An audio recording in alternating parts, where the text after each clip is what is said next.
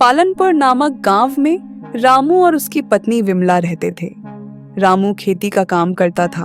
वह रोज सुबह अपने खेतों में जाता था और वहां पर बहुत मेहनत करता था।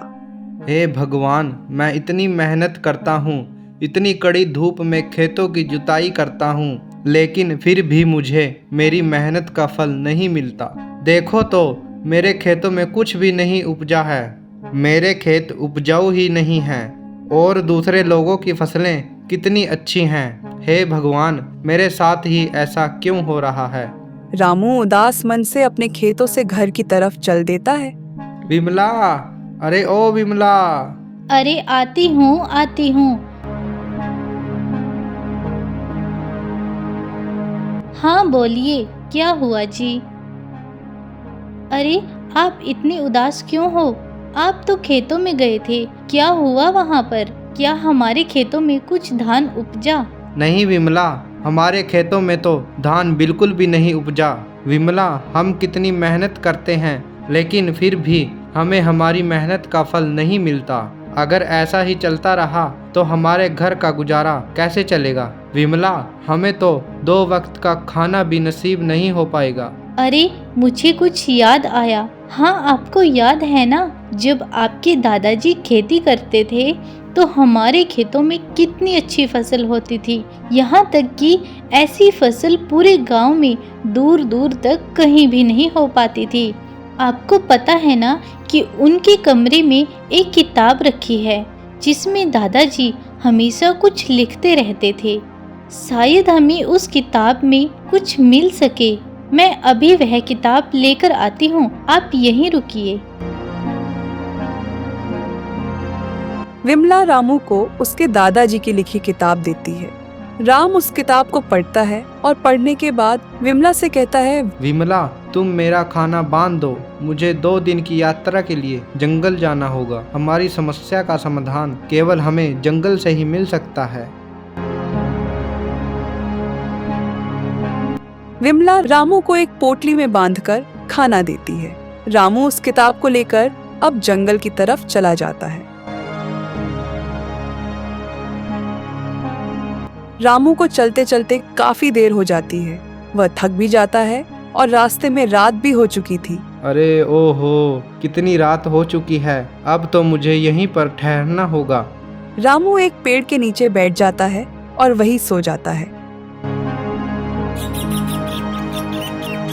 अगली सुबह रामू जैसे ही उठता है तो वह अपने आसपास 3 बंदरों को देखता है जो कि कुछ कहना चाह रहे थे और बहुत परेशान थे। रामू को उनकी बात कुछ भी समझ नहीं आ रही थी। अरे भगवान, यह क्या कहना चाह रहे हैं? मेरी तो कुछ भी समझ में नहीं आ रहा है। शायद यह किसी बड़ी मुसीबत में है। काश मैं उनकी बातें जान पाता। काश मैं जान पाता कि यह क्यों दुखी हैं और मुझे क्या कहना चाहते हैं। तभी रामू की नजर अपने दादाजी की किताब पर पड़ती है। अरे शायद मुझे इस किताब में कुछ समाधान मिल सके। मुझे इसे पढ़ना होगा। रामू किताब को खोलता है तो देखता है कि उसमें एक मंत्र लिखा हुआ है। अरे यह क्या लिखा है? चलो इसे पढ़ कर देखता हूँ, शायद इससे कुछ हो सके। ओम कृष्णाय वासुदेवाय हरे परमात्मने प्रणतः क्लेश नाशाय गोविंदाय नमो नमः। रामू मंत्र पढ़ता है। तभी एक रोशनी बंदरों पर पड़ती है और कुछ समय बाद तीनों बंदर इंसानी भाषा में बोलने लग जाते हैं। अरे जल्दी चलिए हमारे साथ, हमारी माँ बहुत कष्ट में है। जल्दी चलिए, उनकी मदद कीजिए। अरे ठीक है, शांत हो जाओ, मैं तुम्हारे साथ चलूँगा। लेकिन तुम्हारी माँ है कहाँ पर? आप हमारे पीछे चलिए, हम आपको अपनी माँ तक लेकर जाते हैं।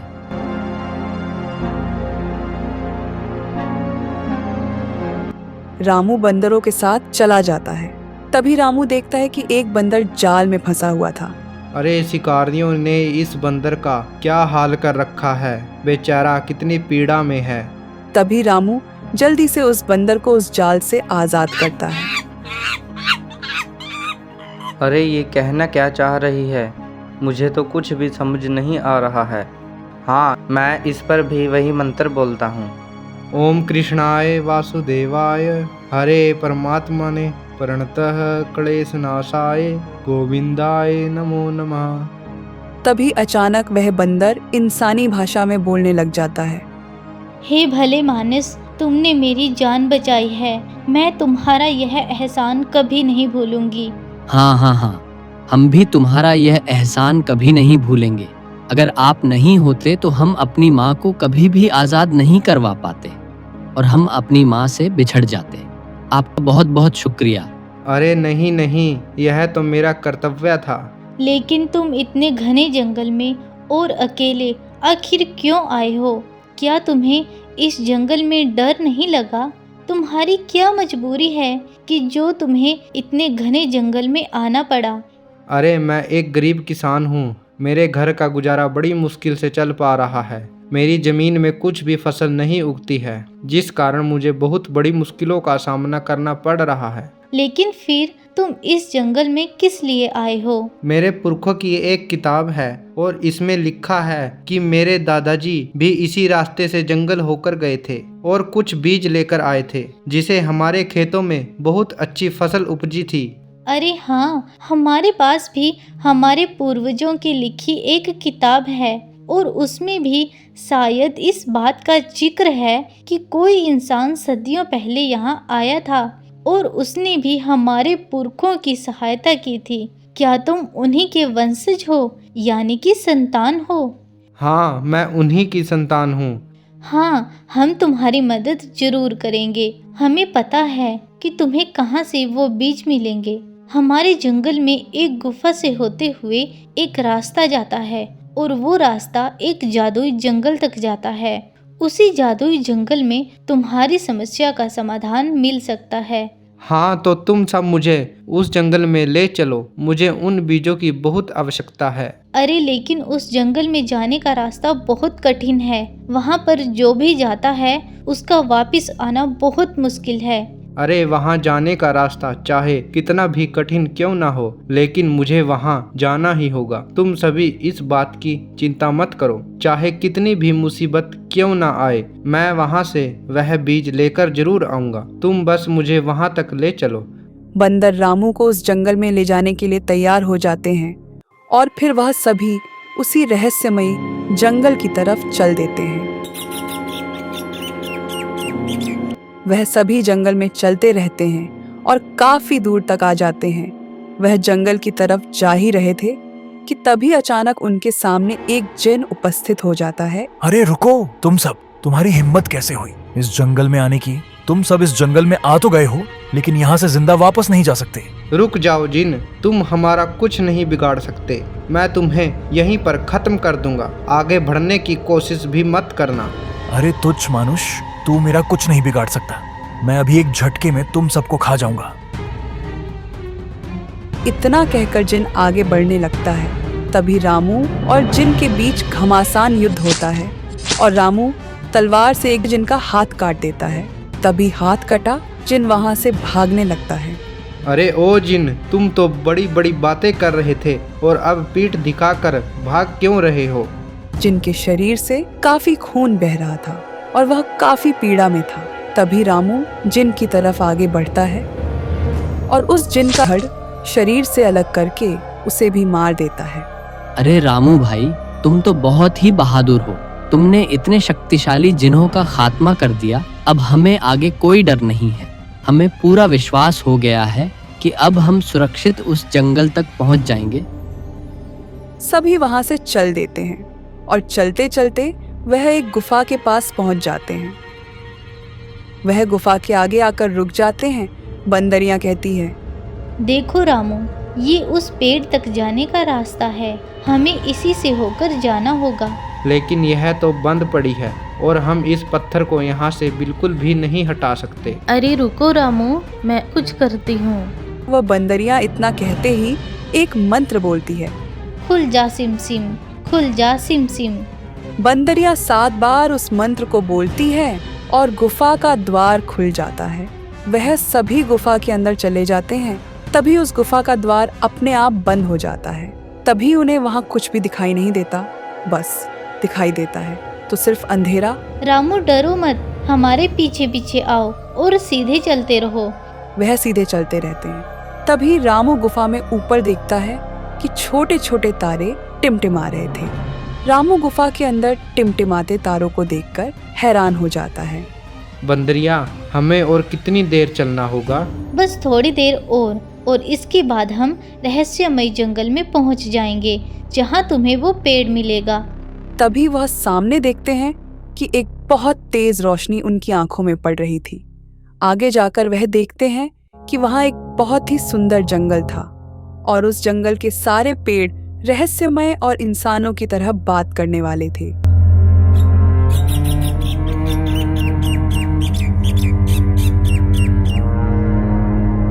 तभी वह एक बहुत से बड़े पेड़ के पास आ जाते हैं, जो कि उस जंगल के सभी पेड़ों का मुखिया था।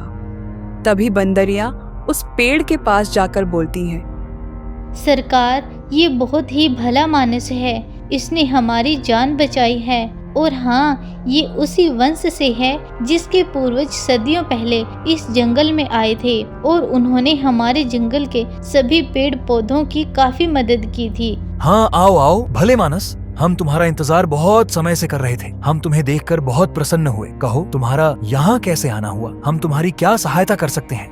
मैं एक गरीब किसान हूँ और खेती करके अपने घर का गुजारा करता हूँ, लेकिन मेरे खेतों में कुछ भी फसल नहीं हो पाती है और मेरे घर का गुजारा भी नहीं चल पाता है, जिस कारण मैं बहुत परेशान हूँ। मैं अपने दादाजी की इस पुस्तक के सहारे इस जंगल में आया, तभी मुझे रास्ते में यह बंदर मिले जो कि बहुत परेशानी में थे और यह बंदर ही मुझे यहाँ तक लेकर आए हैं। रामू, मैं तुम्हारी मदद जरूर करूंगा। मैं तुम्हें कुछ ऐसे बीज दूंगा जिन्हें अगर तुम अपने खेतों में बोवोगे तो तुम्हारे खेत में बहुत अच्छी फसल होगी। इतना कहते ही पेड़ एक मंत्र बोलता है। पेड़ के वह मंत्र बोलते ही एक बहुत बड़ा फल नीचे गिरता है।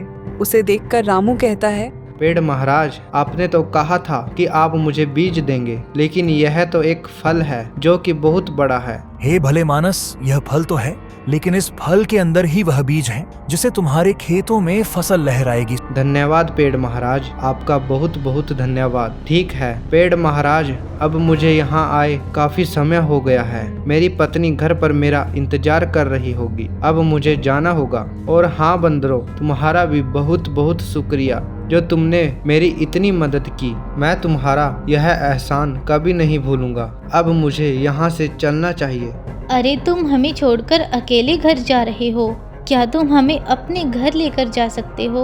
वो क्या है ना कि अब हम इंसानों की तरह बोलने लगे हैं, तो हम जंगल के जानवरों के साथ मिलकर कैसे रह पाएंगे? अब हमारा यहाँ मन नहीं लगेगा। अगर हो सके तो क्या हम तुम्हारे साथ तुम्हारे घर चल सकते हैं? अरे क्यों नहीं, तुम मेरे साथ जरूर चल सकते हो, चलो। तभी पेड़ कहता है, सुनो रामू, मैं तुम्हें एक मंत्र देता हूँ। उस मंत्र को पढ़ते ही तुम तुरंत अपने घर पहुंच जाओगे और तुम्हें इतने लंबे रास्ते से जाने की कोई आवश्यकता नहीं होगी। पेड़ रामू को एक मंत्र देता है और रामू के मंत्र पढ़ते ही रामू और तीनों बंदर रामू के घर में पहुंच जाते हैं। रामू के साथ तीनों बंदरों को देखकर विमला बहुत अचंभित हो जाती है। अजी, आप इतने दिनों से कहाँ थे? मैं आपका कब से इंतजार कर रही थी। आपको पता है मुझे आपकी कितनी चिंता हो रही थी, और आप हैं कि अब आए हैं। और हाँ, ये आपके साथ 3 बंदर कौन हैं? अरे विमला, रुको, सब्र करो, यह बहुत लंबी कहानी है। बैठो, मैं तुम्हें सब विस्तार से बताता हूँ। रामू अपनी पत्नी को सारी बात बताता है। अजी, क्या आप सच कह रहे हैं? क्या इस फल से सच में बीज निकलेंगे? और क्या उन बीजों से हमारे खेत में फसल उग पाएगी? हाँ हाँ विमला, क्यों नहीं। अगर तुम इन बीजों को अपने खेत में बोवोगे तो तुम्हारे खेतों में एक बहुत ही सुंदर फसल लहराएगी। इतना कहते ही रामू उस फल को काटता है तो उस फल में से बहुत सारे बीज निकलते हैं। रामू बीजों को इकट्ठा करके एक पोटली में भर लेता है। रामू, उसकी पत्नी और बंदर खेत की तरफ रवाना हो जाते हैं।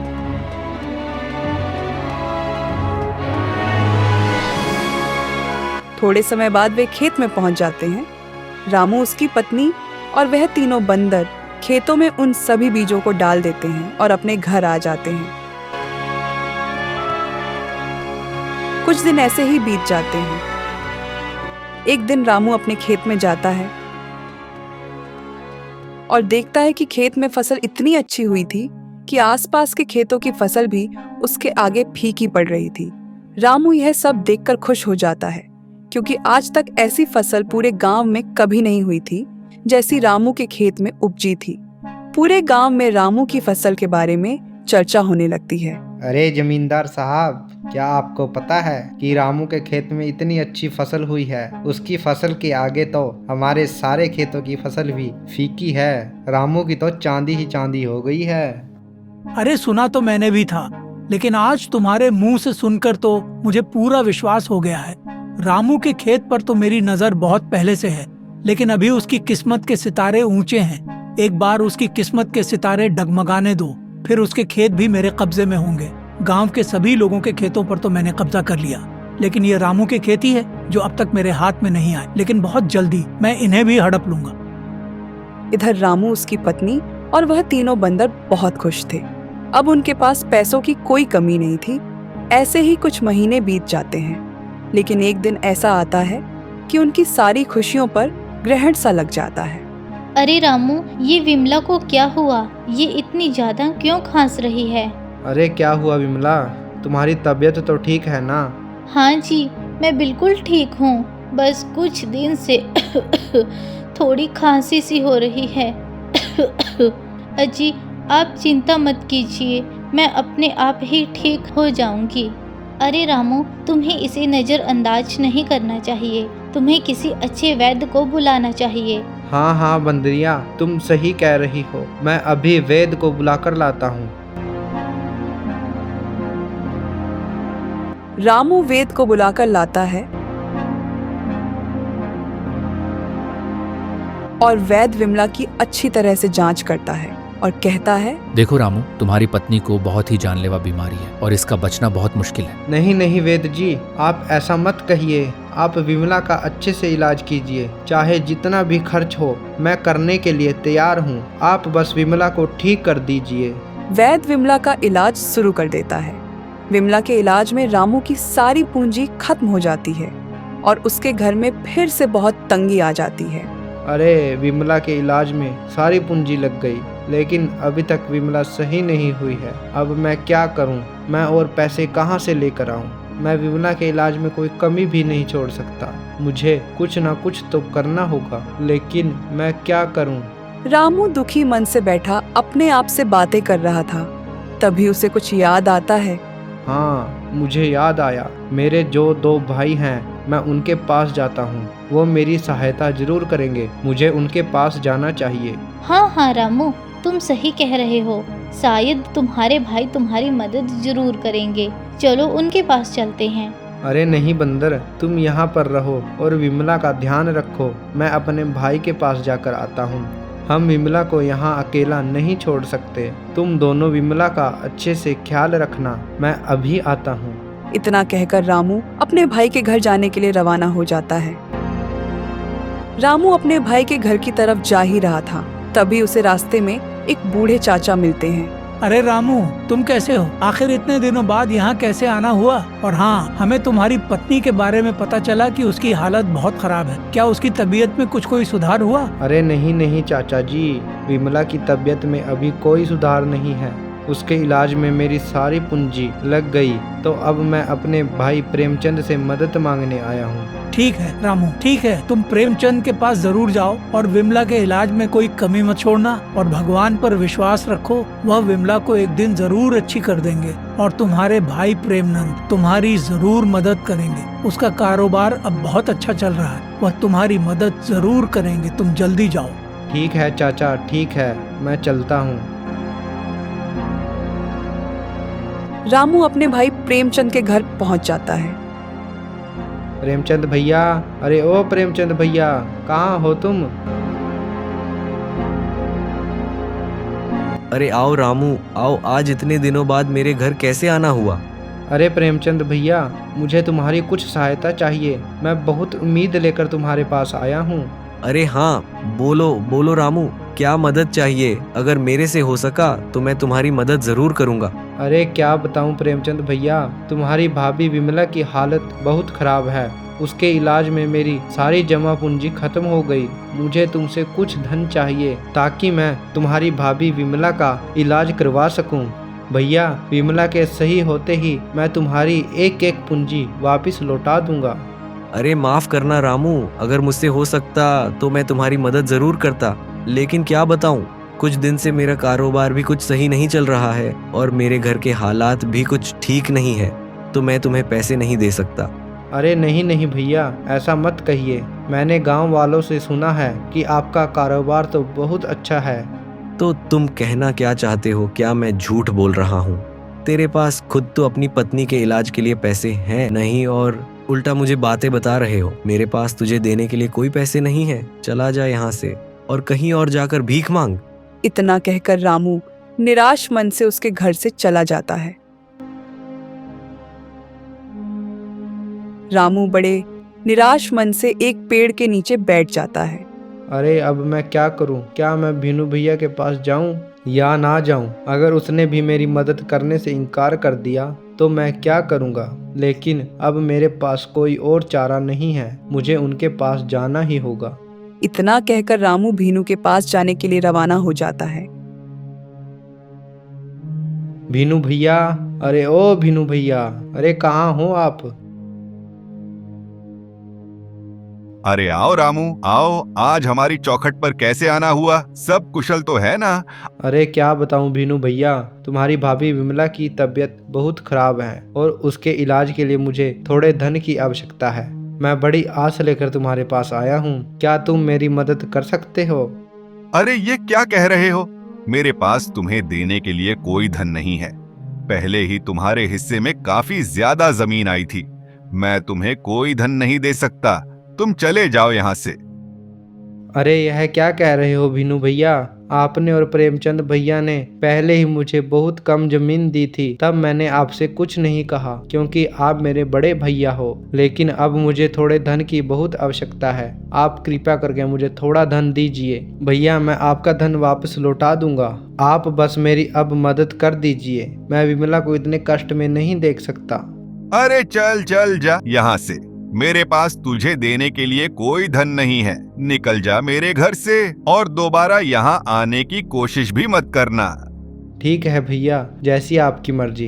इतना कहकर रामू निराश मन से उसके घर से भी चला जाता है। रामू के घर पहुंचने पर हाँ रामू, क्या हुआ? क्या तुम्हारे भाइयों ने तुम्हारी मदद की?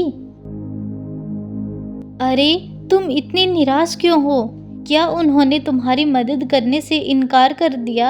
अरे क्या बताऊं बंदर, मेरे दोनों भाइयों ने मेरी मदद करने से इनकार कर रहे हैं। यहाँ तक कि उन्होंने तो मुझे अपने घर से धक्के मार मार कर बाहर निकाल दिया। अब मैं क्या करूं? मैं विमला को इतनी कष्ट में नहीं देख सकता। मैं क्या करूं? मैं कहाँ से धन लेकर आऊं? अरे हाँ, मुझे याद आया, मुझे जमींदार के पास जाना चाहिए। वह मेरी मदद जरूर करेंगे। हाँ हाँ रामू, तुम ठीक कह रहे हो। हम जमींदार के पास ही चलते हैं। अरे नहीं नहीं, तुम यहीं रुको, मैं जमींदार के पास जाकर आता हूँ। तुम विमला का यहाँ अच्छे से ध्यान रखना। अरे नहीं नहीं रामू, मैं भी तुम्हारे साथ चलूंगा। माँ और टिंकू भैया विमला के साथ है, वह उसका ख्याल रखेंगे। मैं तुम्हारे साथ चलूंगा। ठीक है, तो फिर चलो। रामू और बंदर दोनों जमींदार के पास मदद मांगने के लिए चले जाते हैं। अरे आओ आओ रामू, आज हमारी चौखट पर कैसे आना हुआ? मैं तो तुम्हारा कब से इंतजार कर रहा था। आखिरकार वह दिन आ ही गया। हाँ कहो, क्या काम है तुम्हें? वह क्या बात है ना जमींदार जी, आप तो जानते ही हैं कि मेरी पत्नी की हालत बहुत खराब है। उसके इलाज में मेरी सारी जमा पूंजी खत्म हो गई है, तो मुझे आपसे कुछ धन चाहिए। मैं आपका धन ब्याज समेत वापस लौटा दूंगा। अच्छा, तो तुम्हें कर्ज चाहिए? तो देखो रामू, मैं तुम्हें कर्ज दे तो दूंगा, पर तुम्हें मेरे पास कुछ गिरवी रखना होगा। अरे जमींदार जी, आप यह बात कह रहे हो? आप तो जानते ही हैं कि विमला के इलाज में मेरी सारी जमा पूंजी खत्म हो गई। अब तो मेरे पास कुछ भी नहीं बचा है। मैं क्या ही आपके पास गिरवी रखूं? आप प्लीज मुझे ऐसे ही कर्ज दे दीजिए। मैं आपको विश्वास दिलाता हूं कि मैं आपका कर्ज जल्दी ही वापस लौटा दूंगा। अरे तुम्हारे पास जमीन है तो सही, तुम्हें वो जमीन गिरवी रखनी होगी और साथ ही 50% ब्याज भी देना होगा। अगर समय पर कर्ज लौटा दिया तो जमीन तेरी नहीं तो मेरी, सीधा हिसाब है। अरे जमींदार साहब जी, आप ये क्या कह रहे हो? आप रामू की जमीन भी गिरवी रख रहे हो और ऊपर से इतना ज्यादा ब्याज मांग रहे हो। अगर ऐसा रहा तो रामू तो अपनी जमीन कभी भी छुड़वा नहीं पाएगा। यह तो सरासर अन्याय है। अरे ओ बंधनवा, तू चुप कर। तू इंसानों की तरह बात करने लगा है तो इसका मतलब ये नहीं कि तू कुछ भी बोले जाएगा। अरे ओ रामू, तू पहले अपने इस बंदर को चुप कर। रामू, तुम कुछ मत बोलो। हमें यह कर्ज नहीं लेना। तुम मेरे साथ वापस घर चलो, हम इसके लिए कोई और रास्ता ढूंढ लेंगे। अरे जाओ जाओ, आना तो तुम्हें वापस मेरे पास ही पड़ेगा। रामू और बंदर जमींदार के घर से भी निराश मन से वापस चले जाते हैं। रास्ते में बंदर कहता है, रामू तुम घर जाओ, मैं विमला के इलाज के लिए धन लेकर आता हूँ। लेकिन तुम कहाँ से धन लाओगे? रामू तुम मुझ पर विश्वास करो, मैं इस समस्या का कुछ ना कुछ समाधान जरूर खोज लूंगा। तुम घर जाओ, विमला को तुम्हारी जरूरत है। ठीक है, तुम जल्दी घर वापस आना और अपना ध्यान रखना। रामू और बंदर दोनों अपने अपने रास्ते चले जाते हैं।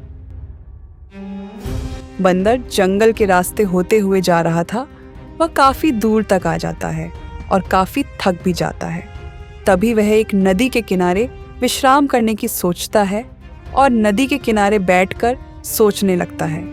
अरे मैं क्या करूं? मैंने रामू से वादा किया है कि मैं उसकी पत्नी के इलाज के लिए धन जरूर लाऊंगा। मैंने उसको विश्वास दिलाया है, अब मैं क्या करूं? मुझे तो कोई रास्ता भी नजर नहीं आ रहा। बंदर इतना सोच ही रहा था कि तभी वह देखता है कि पानी से एक कछुआ बाहर आ रहा था। अरे ओ बंदरवा, तू इतना उदास क्यों है और यहाँ नदी के किनारे बैठे क्या कर रहा है? अरे कुछ नहीं कछुए भाई, तुम रहने दो। तुम मेरी कोई मदद नहीं कर सकते हो। तुम जाओ यहाँ से, मैं पहले ही बहुत दुखी हूँ। अरे बंदर भाई, तुम कहो तो सही, अगर मुझसे हो सका तो मैं तुम्हारी जरूर मदद करूँगा। तभी बंदर कछुए को सारी बात बताता है। अरे बंदर भाई, मेरे पास तुम्हारी इस समस्या का कोई समाधान तो नहीं है, लेकिन मैं फिर भी तुम्हारी मदद कर सकता हूँ। मैं तुम्हें हमारी रानी के पास लेकर जा सकता हूँ। उनके पास तुम्हारी समस्या का समाधान जरूर होगा। क्या सच में उनके पास मेरी समस्या का समाधान है? अगर ऐसा है तो तुम मुझे अभी उनके पास ले चलो। ठीक है बंदर भाई, आओ मेरी पीठ पर बैठ जाओ, मैं तुम्हें अपनी रानी के पास ले चलता हूँ। इतना कहकर बंदर कछुए की पीठ के ऊपर बैठ जाता है। तभी कछुआ उसे अपनी रानी के पास ले जाता है। रानी साहिबा, यह बंदर हमारे समुंदर के पास बाहर बैठा था और यह बहुत निराश और उदास था। मुझे इसका दुख देखा नहीं गया तो मैं इसे आपके पास ले आया। बंदर, तुम आखिर क्यों निराश हो? बंदर अपनी बीती सारी कहानी रानी जलपरी को बता देता है। देखो बंदर, तुम हमारे महल आए हो तो मैं तुम्हें निराश नहीं करूंगी। मैं तुम्हें एक जादुई पानी देती हूँ। अगर तुम इस जादुई पानी को विमला के ऊपर छिड़कोगे तो वह पूरी तरह से स्वस्थ हो। रानी जी, क्या सच में विमला ठीक हो जाएगी? हाँ हाँ बंदर, ये जादुई पानी है। इसे अगर तुम किसी बीमार इंसान पर छिड़कते हो तो वो पूरी तरह से स्वस्थ हो जाता है। आपका बहुत बहुत शुक्रिया रानी जी, आपका बहुत बहुत शुक्रिया। अब मुझे चलना होगा। रामू मेरा इंतजार कर रहा होगा। फिर बंदर कछुए की पीठ पर बैठकर पानी से बाहर आ जाता है और कछुए भी शुक्रिया करता है। अरे कछुए भाई, आज तुमने मेरी इतनी सहायता की। भाई, मैं तुम्हारा यह एहसान जिंदगी भर नहीं भूलूंगा। अगर तुम ना होते तो मैं विमला को इस बीमारी से कभी भी छुटकारा नहीं दिला पाता। तुमने मुझ पर बहुत एहसान किया है। बंदर कछुए को इतना कह ही रहा था कि तभी कछुआ एक सुंदर राजकुमार के रूप में बदल जाता है। अरे ये क्या हुआ? ये कछुआ एक सुंदर राजकुमार में कैसे बदल गया? बंदर बड़ी हैरानी से राजकुमार से पूछता है। अरे कछुए भाई, तुम एक सुंदर राजकुमार में कैसे बदल गए? ये कैसे हो सकता है? बंदर भाई, मैं एक जादुई दुनिया का राजकुमार हूँ। मैं किसी श्राप के कारण कछुआ बन गया था और आज जब मैंने तुम्हारी मदद की तो मेरा श्राप खत्म हो गया और मैं दोबारा से राजकुमार के रूप में बदल गया। अब मैं अपनी दुनिया में जा सकूंगा, लेकिन जब कभी भी तुम्हें मेरी ज़रूरत होगी तो तुम 3 बार आबरा का डाबरा गिली गिली छू मेरी मदद के लिए आ जा तू। यह मंत्र बोलना तो मैं उसी वक्त तुम्हारे सामने उपस्थित हो जाऊंगा। ठीक है राजकुमार जी, लेकिन अब मुझे चलना होगा। रामू मेरा इंतजार कर रहा होगा। इतना कहकर बंदर भी वहां से चला जाता है और राजकुमार भी अपनी दुनिया में वापस चला जाता है। बंदर रामू के घर में पहुंच जाता है और आकर विमला के ऊपर वह पानी छिड़कता है तो विमला पूरी तरह से स्वस्थ हो जाती है। विमल को स्वस्थ देखकर रामू भी बहुत खुश हो जाता। अब वह सभी खुशी खुशी अपने घर में रहने लगते हैं और उनका कारोबार भी धीरे धीरे बहुत अच्छा हो जाता है।